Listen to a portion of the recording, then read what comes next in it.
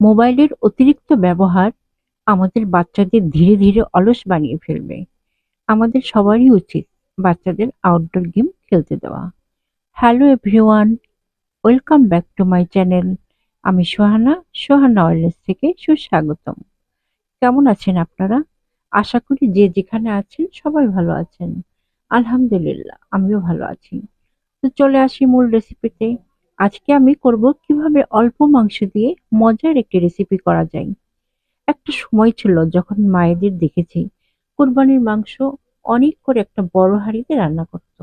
আর ওটা প্রতিদিন জাল দিতে দিতে একসময় মাংসটা ঝুরাঝুরা হয়ে যেত। কিন্তু বর্তমানে আমরা তা করি না। আমরা এখন অল্প অল্প করে মাংস রান্না করি ফ্রিজে রেখে রেখে। কিন্তু অল্প মাংস দিয়েও ঝোড়া মাংস করা যায় কিভাবে, সেটাই আজ দেখাবো। এর জন্য আমি পরিমাণ মতো মাংস ধুয়ে রেডি করে নিলাম। তারপর চুলায় একটা ফ্রাই প্যান বসিয়ে এতে মাংসগুলো দিয়ে দিলাম। এখানে আমি হাড় চর্বি সহ মাংস দিয়েছি। চর্বি থাকাতে পানি বেশি একটা ব্যবহার করা লাগবে না।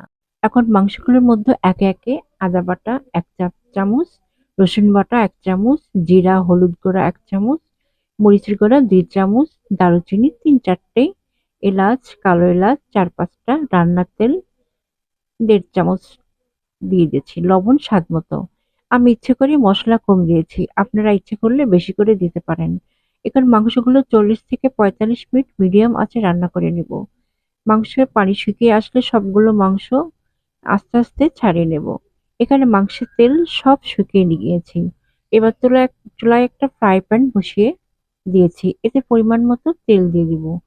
তেল গরম হলে 1 কাপ পেঁয়াজ কুচি দিব।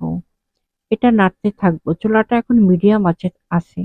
তারপর আদা রসুন বাটা 1 চামচ, জিরা হলুদ গুঁড়া 1 চামচ, মরিচের গুঁড়া 1 চামচ, কাঁচামরিচ কুচি কুচি করে দিয়েছি। এটা অপশনাল, আপনারা স্কিপ করে যেতে পারেন। তারপর অল্প পানি দিয়ে ভাজা ভাজা করে নিব। তারপর এর মধ্যে ঝোড়া মাংসগুলো দিয়ে দিব। অনবরত নাড়তে থাকবো যাতে করে নিচে লেগে না যায়। ব্যাস তৈরি হয়ে গেল মজাদার ঝোড়া মাংস। এটা আপনারা রুটি, পরোটা, সাদা ভাত সবকিছু দিয়েই খেতে পারবেন। এখন সার্ভ করার পালা। তো বন্ধুরা, আজ এই পর্যন্তই। আপনারা সবাই খুব খুব ভালো থাকবেন। আর বরাবরই যাবার আগে ছোট্ট একটা অনুরোধ, প্লিজ আমার ইউটিউব চ্যানেলটাকে সাবস্ক্রাইব করুন। আর পেজ থেকে দেখে থাকলে ফলো আর কমেন্টস করতে ভুলবেন না। আর ছোট্ট একটা লাইক। আসসালামু আলাইকুম।